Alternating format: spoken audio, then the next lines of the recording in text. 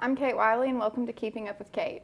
I'm here today with junior Kramer Knipp, who studied abroad in Paris, France. Kramer, what made you decide to study abroad? I think what made me want to study abroad was just that there's so much opportunity in being able to study abroad. And when I was given the chance my junior year in high school, I just thought that it would be a great time to really be able to take that opportunity and be able to meet so many different people. I got to meet so many other French students and really get to travel with a great bunch of American students as well. So it was just a really good opportunity that I had to take advantage of. Thousands of people study abroad. What made your experience different? I think what made my experience different was the group of people that I got to meet when I was over in France. I got to meet such great French students. We still keep in touch. It's been, I guess, 4 years since then, and we still have Facebook messages, and we still get to communicate and see kind of where they're at now in their lives. And the American students, like I said as well, they went over with us, and I'm still close with them as well. And just being able to experience everything together was a great opportunity. Did you find that the curriculum in France was different than the curriculum here in the United States? The curriculum in France was very different. It was much more rigid and structured than in the United States. Their days in school are much longer, and they have, a longer lunch break, which of course, being in high school, we thought that was really awesome. So it was very different, much more rigid, structured. They have pretty much a whole plan set out for them in their life. And I personally think that's kind of nice. I would really love that, especially now in college. But I liked it. I think it'd be a good change sometimes. If you had to take one thing away from this experience, what would it be? I think it would be just to really know that there's so much else out there. There's so much other experiences and cultures and different ways of life. And just to, when you have that opportunity, to take it and really see what else is out there, because it's so different and it's so great. I loved it. Thank you, Kramer. Thanks for joining us today. This is Kramer Knipp. I'm Kate Wiley, and we'll see you next time. Hello everyone, and thanks for tuning in to On Air with Austin. I'm Austin Baker, and today I'm here with Lauren Krakaw, who's going to tell us a little bit about Kaleo, which is a program where she went away this summer to grow in her faith with Christ. Lauren, so why don't you go ahead and start by telling us a little bit about Kaleo in your own words. Kaleo is a 9-week program, and it's where students learn how to go deeper in their faith, learn more about God in their busy lifestyle. You have to have a job for 7 days a week, 40 hours, and you have to balance hanging out with friends and reading your Bible and stuff. So you just have to learn how to balance it, and it takes you to college to where you can use that when you're in college and you're in your busy lifestyle.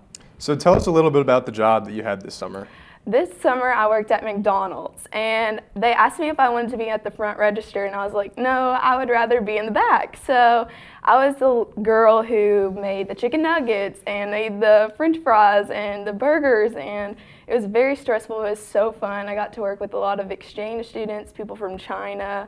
My boss was Russian. She yelled at me every single day because I did something wrong, but she was awesome, and I learned a lot working there. What do you think was your favorite moment out of the entire summer? One time I was supposed to get grilled chicken, and I made 2 batches of crispy chicken, and I shoved it in the thing, and the girl goes, Lauren! And she started yelling at me, and then the whole people started laughing, and everyone outside laughed, and it was just really funny. So for someone that's going to Kaleo for the first time this summer, what's some advice that you would give them?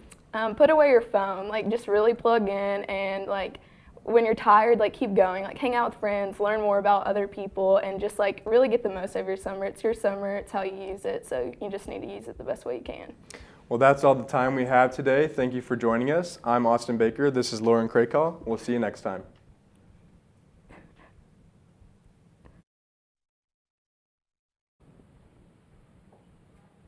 Good afternoon, and welcome to Babbling Butler. I'm Sarah Butler, and this is Brooke Earhart. And Brooke's going to tell me about her trip to Dallas. So could you tell me when and why you went? Well, I went to Dallas to go visit for New Year's. So we had been planning about it for a while, and then we planned to go here and then there, and then that was kind of our end result. So we chose to go there just to celebrate and have fun. Did anything interesting happen while you were there?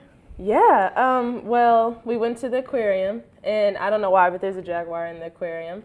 And so we were just walking around, saw the birds. There was a sloth in there as well. But as we're walking past the glass where the jaguar is, he was pacing, and then I stopped and I just made this scary face at him. And then when I did that, he ran up to the glass and he smacked the glass. He was trying to break the glass, and then he peed on it. It was really intense, and I screamed so loud, like the entire aquarium just stopped. Was the glass shaking? Oh yeah, it was. It was very scary. Would you ever consider living in Dallas? I actually would. I really like it there. I mean, I don't have family there. I don't have anyone who I would go visit, but we've been like maybe 3 times already. And just every time I go, it's something new. It's always things to do, people to see. What do you think And you'd I want to like do that. there for job-wise? Probably work within an agency, most likely with like on a creative team. So getting that group together and like doing promos or commercials for certain companies. Is there a certain company you have in mind? Not exactly. I know that I want it to be related to like my values. So I want to make sure that the company that I work with works with like maybe women's rights or something that I'm passionate about. All right, well, thank you for sharing. This is Brooke Earhart, and I'm Sarah Butler, and thanks for tuning in. We'll see you next time.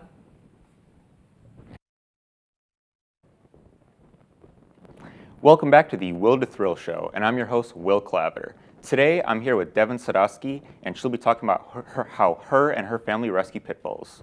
So Devin, how did you and your family get into rescuing pit bulls?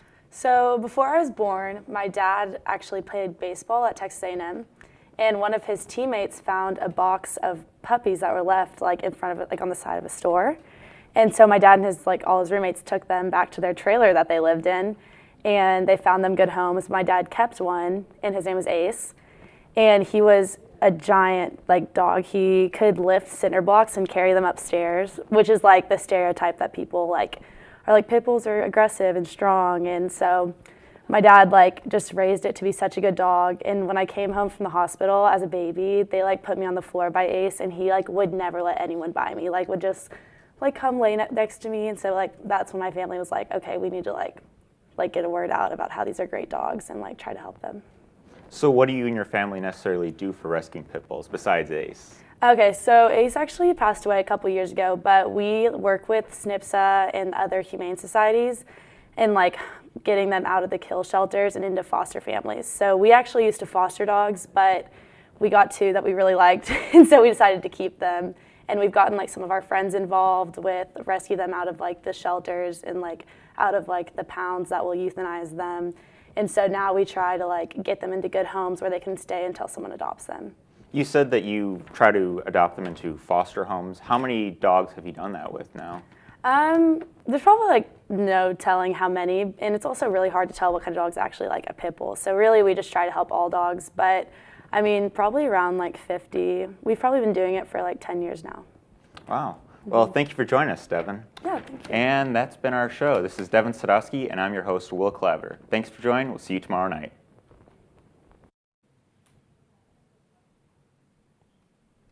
Welcome back to Live with Luke. I'm Luke Rossi, and I'm here with Kate Wiley, who studied abroad 8 weeks at Oxford University in England. Kate, why did you choose to study abroad? I have wanted to be a lawyer for as long as I can remember. In the summer before my junior year of college, I decided I really needed to make sure that that was what I really wanted, and I wasn't just doing it because it was a career path that both of my parents chose. So I decided that kind of branching out and experiencing something different and studying law would really help me decide. Why Oxford? My dad actually studied abroad in Oxford when he was in college, and when we were discussing whether or not I would study abroad, he mentioned to me his experience there and how much he enjoyed it, so I decided I would go there as well. So what did a normal day look like for you? The way that they had our schedule, they made it sure that we were able to spend time on our academics, but also really get to know the city. So Mondays and Tuesdays, we spent 4 hours a day doing papers, working individually with professors, studying our topic. Wednesdays, we would take group visits. Sometimes we'd get on the train and go to neighboring cities or places like that. We would visit museums and libraries. Then on Thursdays and Fridays, we would have assignments due. And then on the weekends, we would also take trips. What was your favorite part? My favorite part was just getting to know people from all over the world, getting to experience different things in different countries.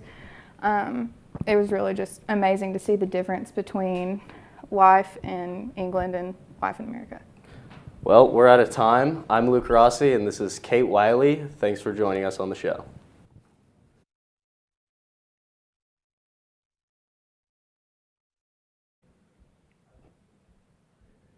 Good afternoon, and welcome to Sports Through the Lenses of Warren. I'm here with junior Austin Baker, who went to every single home Texas Rangers game last summer. Austin, why did you go?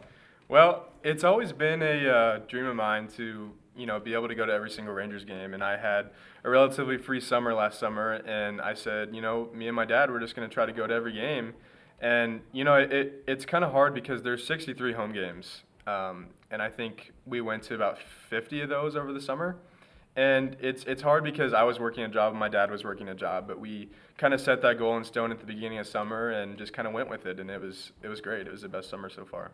So did you go to every game with your dad?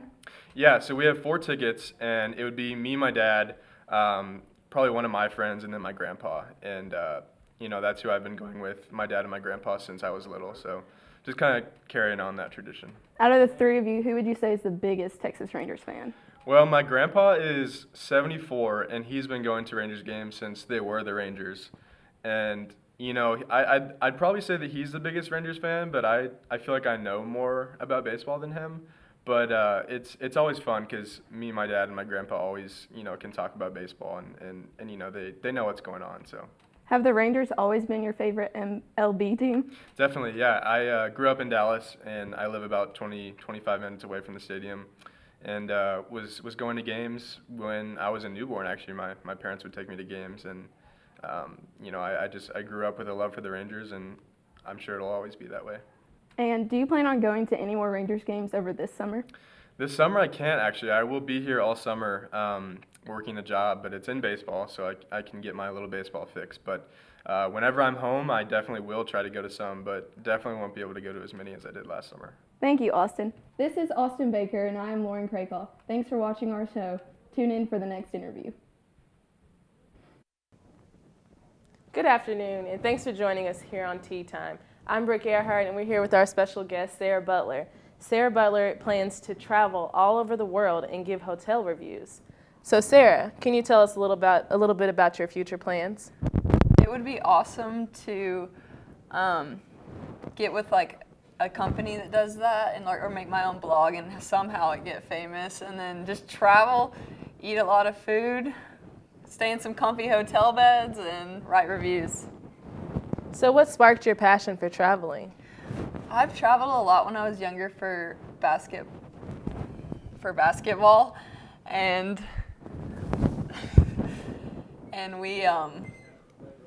we went all over the nation, and then I traveled also to Rome and Europe with, not Rome and Europe, I traveled to Europe with my school, and I really liked it over there. Nice.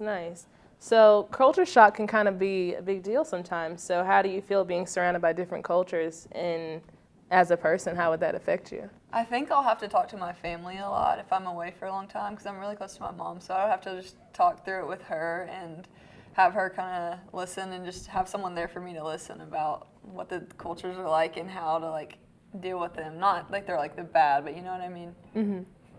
Wow, well that's a great goal, Sarah. Thanks, and this is Sarah Butler, and I'm Brooke Earhart, and that's all the time we have for today. We'll see you next time on Tea Time.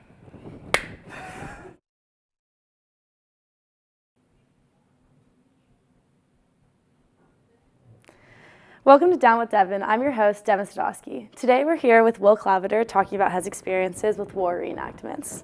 Will, how'd you get started doing war reenactments? Well, my whole life I've been interested in history, and I've had basically all my family members, for the male parts, serve in the military, and so I was raised on hearing war stories from my grandfather and my dad. So I just became interested in it and just started reading about it, all that sorts of stuff, ever since I was probably 5 or 6 years old. And I've always wanted to join a reenactment group. However, my parents, they didn't do it because it was so expensive and it's hard to find it around. So when I came down here to the University of Arkansas, I found a group down here, the 22nd Arkansas, and so I joined that group. That's okay. So what's your favorite war to do? I mainly do the American Civil War. However, I also do World War I and World War II, but the American Civil War, because it's so popular here in the U.S., you get a lot more reenactments and a lot more guys doing it. So that's the main war that I like to do. Did you meet a lot of people down here through the group? Oh yeah, down here I met my best friend here at the University of Arkansas through that group. I've met friends from Oklahoma, Arkansas, Louisiana, Tennessee, Missouri. I've met a lot of friends through that. Yeah. Do you think that you'll continue to like be involved with the group all 4 years? Oh yeah. While I'm here, I hopefully will be through it all 4 years, and then I hope to, wherever I move to after college, I hope to continue that up until I retire, or hopefully beyond that too. Thank you so much for being here. I'm Devin Stosky. This is Will Claveter, and we'll see you next week. Hello, I'm Kramer Knipp, and you're watching Catching Up with Kramer. Today we're talking to Luke Rossi, who has over 20 tattoos by the age of 21. So Luke, tell us, why so many tattoos? Yeah, I don't know. I just, I've always liked art, but I'm not really good at drawing. So I like to be able to take my ideas and watch someone else kind of help me bring them to life and kind of put them on my skin forever, which is cool. Which tattoo is your most unique, would you say? I got one actually this Sunday, so just a couple days ago, on my thumbnail. I didn't choose to, but my tattoo artist was kind of like, hey, do you mind if I tattoo you on the thumbnail? And I was like, yeah, I guess, go ahead. So. Do any of your tattoos have like a really cool story, or how you got them? Probably like the coolest story behind my tattoos is it's not really cool, it's kind of sad, but my best friend's dad died when we were freshmen in a really tragic accident, and he really wanted to get like his date of birth tattooed in Roman numerals on him, and he was just really nervous about getting a tattoo, so he kind of came to me and was like, hey, it would be really cool, would you maybe want to go with me, and you can even get it if you want, because I knew him really well, so we both got it. It's on my shoulder, but. How many more tattoos do you plan on getting? A lot, probably. Like, I don't know, probably till like I want to fill up the rest of my right arm, get like a full sleeve, and then probably like my chest, stomach, back, and then maybe I'll go to my legs. I don't know. So we'll see. Well, thank you so much, Luke. I'm Kramer Knipp, and now you're officially all caught up. Thanks for watching.